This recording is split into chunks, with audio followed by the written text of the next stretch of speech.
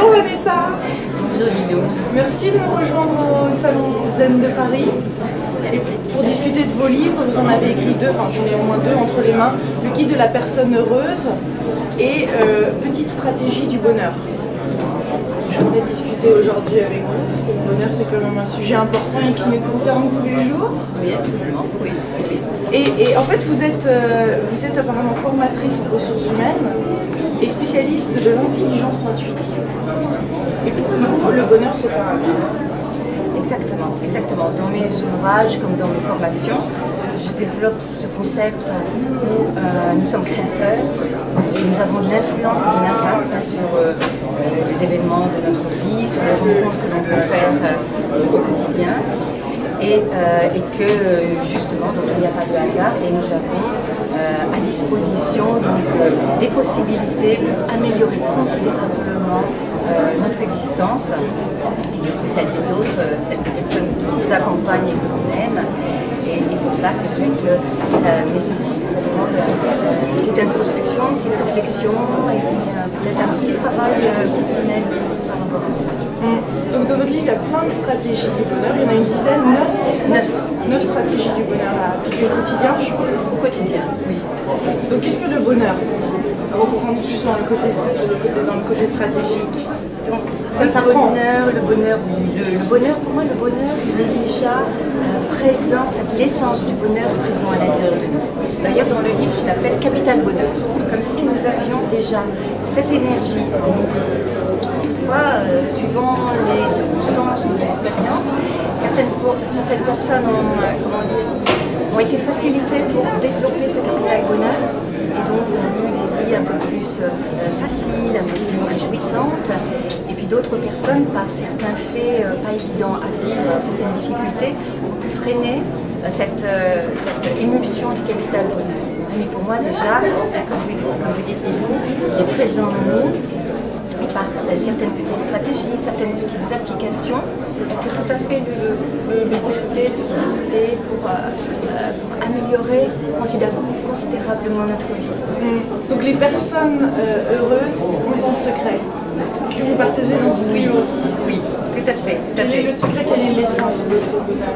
L'essence de ce bonheur, peut-être que le premier petit secret, c'est qu'elle croit profondément déjà dans le bonheur et dans la possibilité que la vie puisse être une belle vie. Et ce qui va avec cela aussi, c'est qu'elles ont vraiment cette impression de mériter d'avoir le meilleur dans l'existence. Donc le bonheur n'est pas quelque chose qui arrive comme ça de l'extérieur. Et elles savent et elles sentent que ce sont elles qui sont aussi l'instigatrices de leur bonheur. Par exemple, donc elles s'impliquent, c'est pas ça? Voilà, elles s'impliquent.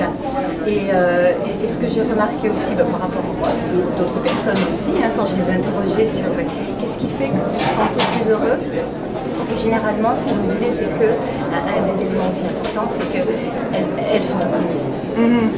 Elles sont optimistes, ça ne veut pas dire qu'elles voient la vie que du côté positif. Ça veut dire que quoi qu'il se passe dans l'existence, parce qu'on a tous des difficultés, des contrariétés, au lieu de s'attacher davantage aux difficultés ou à ce qui est négatif ou être dans la plainte ou dans des choses comme ça assez négatives pour soi, très rapidement, elles orientent leur regard sur quelque chose de positif. C'est comme si elles se disaient en fait, dans cette situation-là finalement, et si j'avais une implication là-dedans, et si c'était pour m'apprendre à développer une qualité, pourquoi pas, si c'était pour m'amener à changer quelque chose chez moi. Vous voyez, il y a une interaction. Si c'était pas une coïncidence et que finalement ce qui s'est passé, qui pourrait être interprété par une autre personne négativement, est quelque chose en fait de bien pour mon épanouissement, pour aller encore plus vers le bonheur. Exactement, c'est comme si elle ne se laisse pas abattre par ce qui se passe, vous savez. Parce qu'on a les deux postures à ce moment-là où on se sent un peu victime des choses, et ça peut être dans un premier temps, mais très rapidement elle le repasse à la posture de se sentir créateur, de se dire bon, il y a ça, ok, et qu'est-ce que je peux en faire pour tourner l'énergie, pour tourner le négatif en positif, pour ne pas rester englué dans quelque chose qui va me tirer vers le bas et qui du coup va changer mon état d'être, même physique, émotionnel.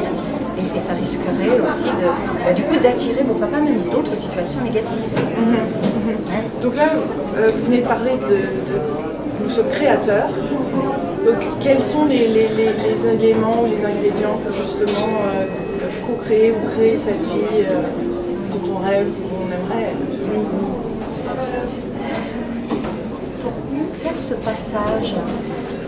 passage à davantage de création, donc à des éléments qui relient au bonheur aussi, c'est de le plus possible donc donner du sens à ce qui se passe, négatif comme positif, mais aussi, comme je l'évoque dans une des stratégies, de pouvoir être aussi à l'écoute de sa propre intuition. Parce que quelquefois, vous savez, quand on est face à des choix, des décisions, quelquefois on demande à nos amis, mais toi tu ferais quoi et qu'est-ce qui serait bon pour moi? Et c'est comme si à ce moment-là, on a l'impression que tout vient de l'extérieur. Et là, du coup, pour être dans cette dynamique-là, l'intuition nous amène en fait à être dans cette conscience que toutes les informations sont à l'intérieur de nous. C'est comme si, avec cette secrète à bonheur, j'ai vraiment le sentiment que l'on sait profondément, à l'intérieur de soi, ce qui nous rendrait vraiment, vraiment heureux. C'est comme si nous le savons, mais nous n'avons pas forcément accès, vous savez, à cette ligne directe d'Internet ou de téléphone entre notre esprit et notre pouvoir de décision. Et justement, cette sagesse, ce savoir intime que l'on porte en soi. Et c'est pour ça que l'intuition, et je travaille beaucoup avec l'intuition, pour moi c'est une passerelle, c'est un passage. Et chaque fois que je me pose une question, que je me demande qu'est-ce qui serait le meilleur choix pour moi, je peux entendre effectivement les avis extérieurs, mais le plus possible, je vais plutôt à la rencontre de ma propre source, en me posant la question à l'intérieur de moi, en demandant à mon intuition, qu'est-ce qui serait le plus juste pour moi, qu'est-ce qui serait le meilleur pour moi. Et à ce moment-là, l'intuition a une possibilité, une capacité extraordinaire, comme elle remonte en fait l'information la plus juste pour moi, c'est comme si ça m'amenait à faire le meilleur choix possible. Et c'est là où l'intuition facilite beaucoup de choses. C'est pour ça que quelquefois on se dit oh l'intuition c'est magique, c'est là, c'est pas là. Et en fait on peut créer, on peut se familiariser avec ce processus, justement pour l'utiliser vraiment au quotidien, même pour des petits détails pratiques. En fait. Et j'ai remarqué qu'à ce moment-là, quand je suis mon intuition, pour une décision par exemple, ça m'amène tout droit à des synchronicités.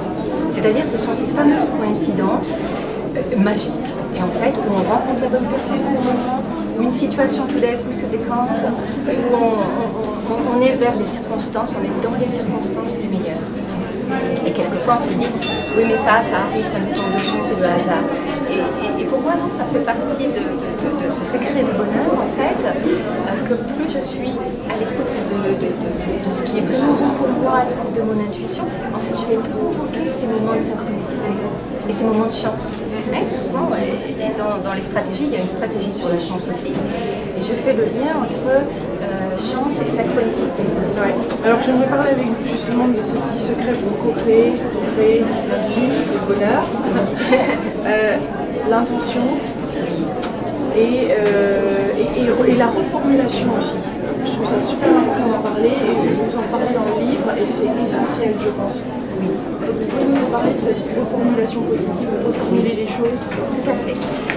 Donc, et ça fait partie d'un secret aussi, voilà, la manière dont on s'adresse à autrui et à soi-même aussi, dans notre langage quotidien.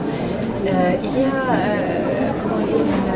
une dynamique dans laquelle nous sommes la plupart, et dont on ne mesure pas forcément l'impact dans la réalité, c'est notre manière de parler. Bien souvent, nous parlons de manière négative en termes de construction de phrases, même pour quelque chose que l'on souhaite plutôt positif. Ouais. Par exemple, je vais donner quelques exemples pour illustrer les choses. Par exemple, on peut dire à quelqu'un, écoute, là on a rendez-vous à 11h par exemple, surtout ne sois pas en retard. Donc là on utilise une négation. Et en fait, notre cerveau, l'inconscient, ne prend pas en compte la négation. C'est comme si ça n'existait pas dans le monde de l'expérience. Et sensorielle et factuelle. Et donc lorsque je dis à quelqu'un ne sois pas en retard, c'est comme si inconsciemment je lui envoie le message, ce qu'il va entendre en fait c'est le nœud bas va disparaître de son cerveau et va retenir soit en retard. Et là, à ce moment-là, on a toutes les chances d'avoir l'inverse de ce qu'on veut, c'est-à-dire que la personne arrive avec du retard. C'est comme ne t'inquiète pas. Bien que cette formulation, tout de suite, on est un peu stressé, ça y est, on a le stress qui arrive. Et c'est une manière en fait négative qui tente de gommer en fait cette négation, et en fait on la renforce sans s'en rendre compte. Donc c'est pour ça que ça peut être une petite gymnastique personnelle, par exemple, pour ces deux exemples que j'ai donnés, peut-être plutôt, écoute, sois à l'heure, ce sera vraiment très bon pour nous, cette situation. Et pour la deuxième cas, au lieu de ne t'inquiète pas, aie confiance, tout va bien se passer, rassure-toi. On a, surtout dans notre langage français, on a une richesse de mots, de facilité d'expression et de déclinaison très très subtile des choses. Et donc on peut tout à fait donc, se booster et puis aussi, comme je disais tout à l'heure, c'est être à l'écoute de ce que vous dites en fait.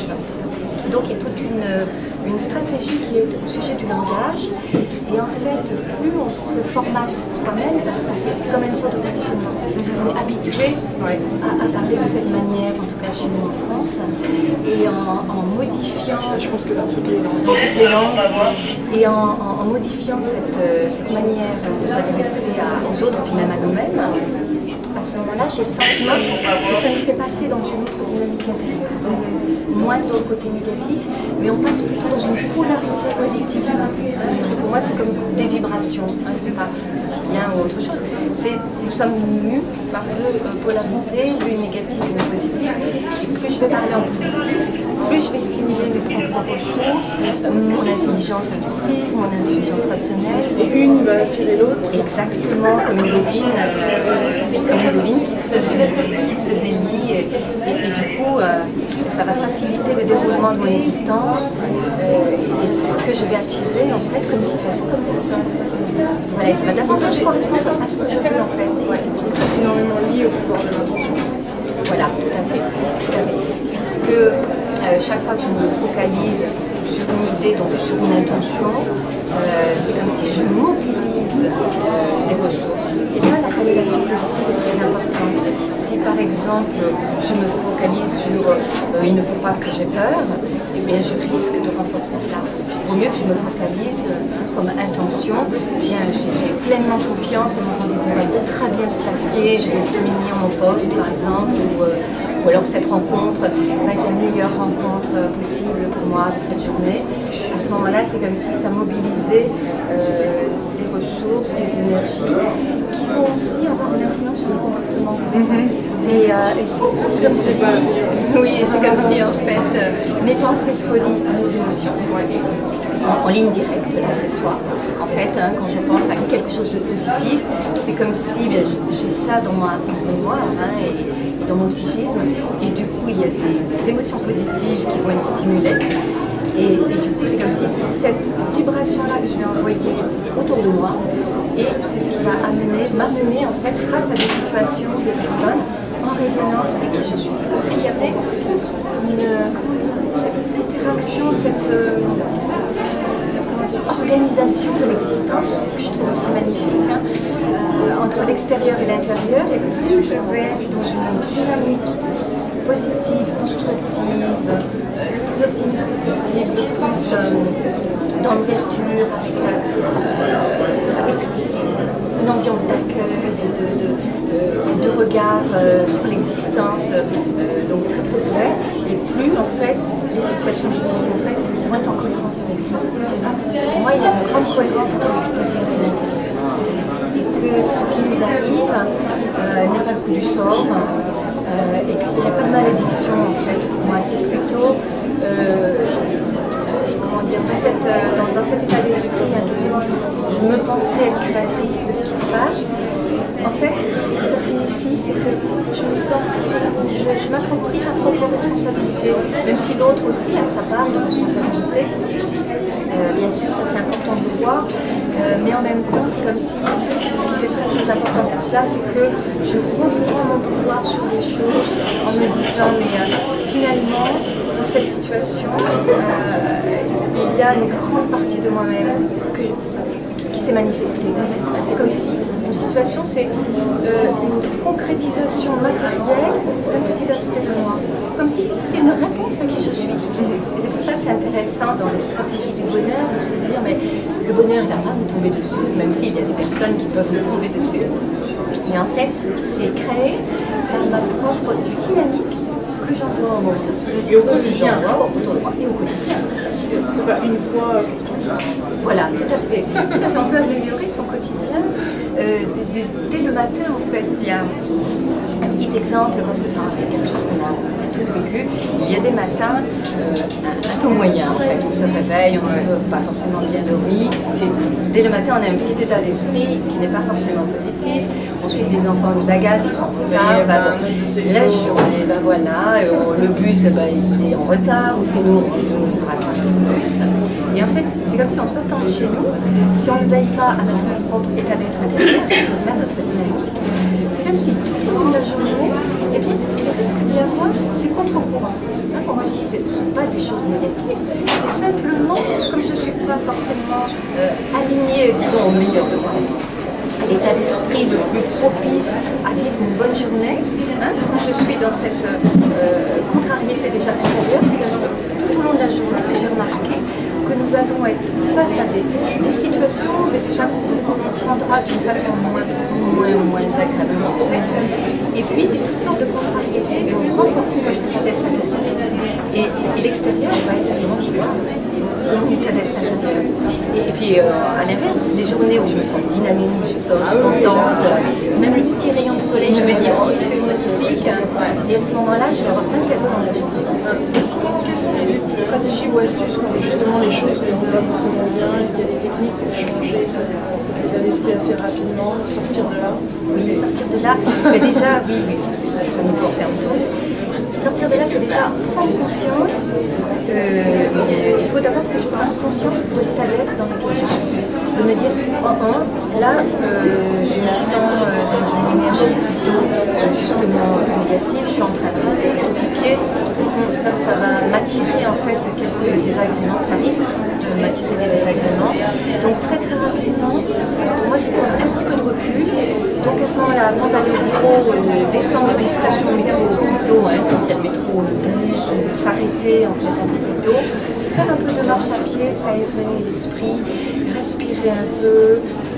Et se demander, se poser la question, si je pouvais conditionner ma journée, qu'est-ce que j'aimerais vivre dans la journée? Juste quelques minutes en fait, et se dire j'aimerais que ce soit joyeux, j'aimerais que ce soit serein aujourd'hui, j'aimerais que facile, voilà, j'aimerais la facilité, j'aimerais que les choses viennent à moi, et en même temps donc, ça va nous amener ces sentiments plus positifs, ces émotions un peu plus positives.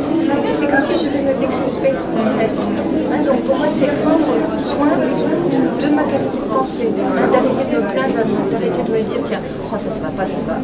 Je gomme tout ça, je le balaye et je vais m'attacher auprès de mes collègues à voir ce qui est le meilleur chez elles, justement à me brancher, à me focaliser sur ce qui est le plus positif. Et du coup, je vais remarquer tout au long de la journée que ça va augmenter cet état d'esprit en fait optimiste, puisque c'est ça aussi. Et du coup, ça va stimuler certaines hormones aussi, puisqu'on sait maintenant qu'il y a vraiment une interaction entre le corps, le cerveau, les neurosciences, nous avons des recherches là-dessus, et la réalité extérieure, que ça a un impact, une influence vraiment très très forte. Mais après, on tourne sur ces personnages qui dans notre vie titillent. Alors, bien comme il faut, c'est le boss, c'est Marie en rentrant, comment faire?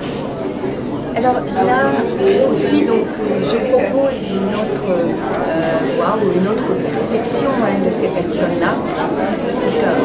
On a tout un rapport avec l'autre. Bien souvent, il y a des rapports de force et on est dans ces sortes de rapports de force avec notre entourage. Il y a une personne qui est plutôt dominante, une autre qui peut être plutôt dans la soumission.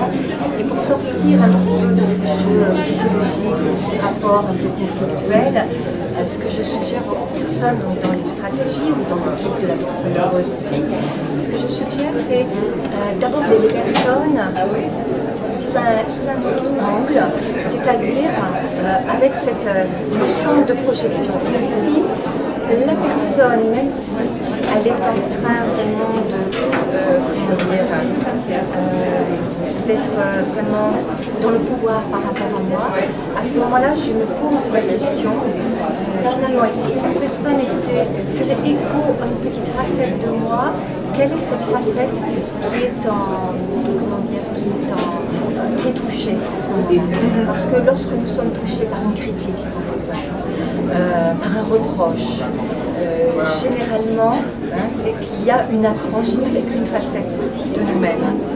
Généralement, c'est que c'est une sorte de proposition de l'intelligence universelle, si je puis dire, pour nous amener à nous poser la question éternellement sur, finalement, elle met en lumière quelle facette un peu méconnue de moi-même.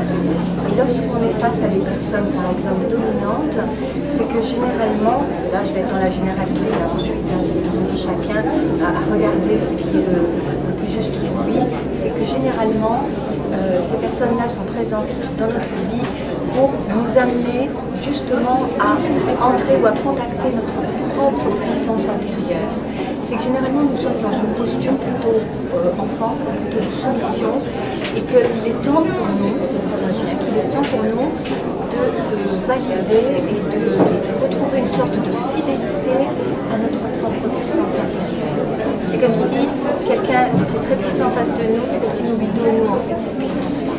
C'est nous qui lui donnons ce rôle. C'est comme si on lui avait donné un script et la personne joue à merveille souvent ce genre de rôle. Et là, c'est s'interroger, oui, elle me renvoie à ça, et ici, en fait, c'est parce que moi, j'étais trop en position basse, et donc, revenir dans quelque chose de beaucoup plus équitable, en fait, en étant plus fidèle à moi-même, en étant dans une meilleure estime de moi, à ce moment-là, généralement, ce que j'ai remarqué, c'est que la relation peut devenir un peu plus équitable, ou alors même la relation peut cesser dans cette dynamique-là, puisqu'il n'y a plus l'accroche. Ce qui est intéressant de sentir, c'est quand on se sent jugé, quand on se sent des reproches, quand on se sent vraiment des critiques virulentes, ça nous touche, c'est qu'il y a une accroche.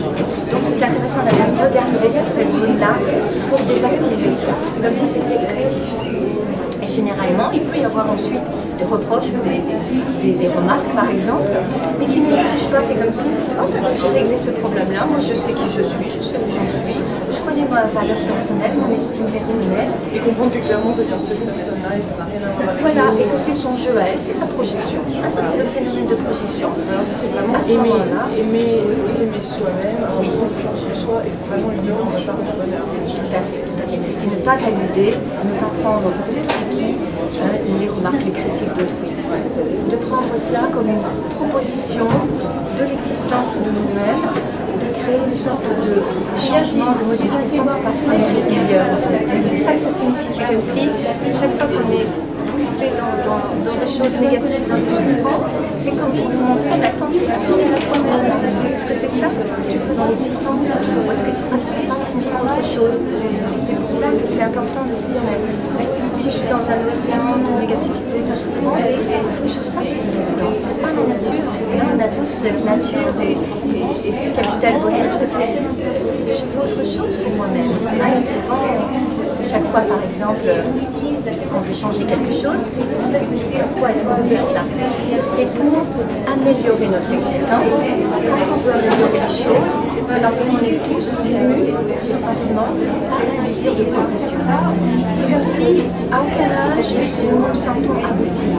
Et chaque fois que je veux changer de job, ça peut être bien sûr pour gagner mieux, pour avoir quelque chose de plus intéressant. Profondément, j'ai le sentiment que ça peut développer de la nouvelle qualité.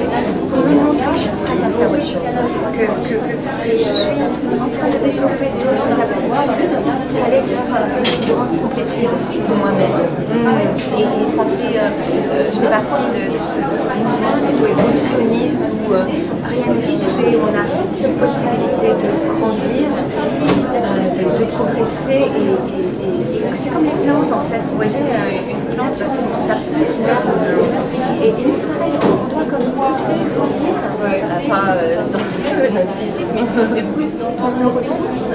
Et j'ai l'impression que c'est parce que nous avons réussi à déposer dans l'existence du meilleur.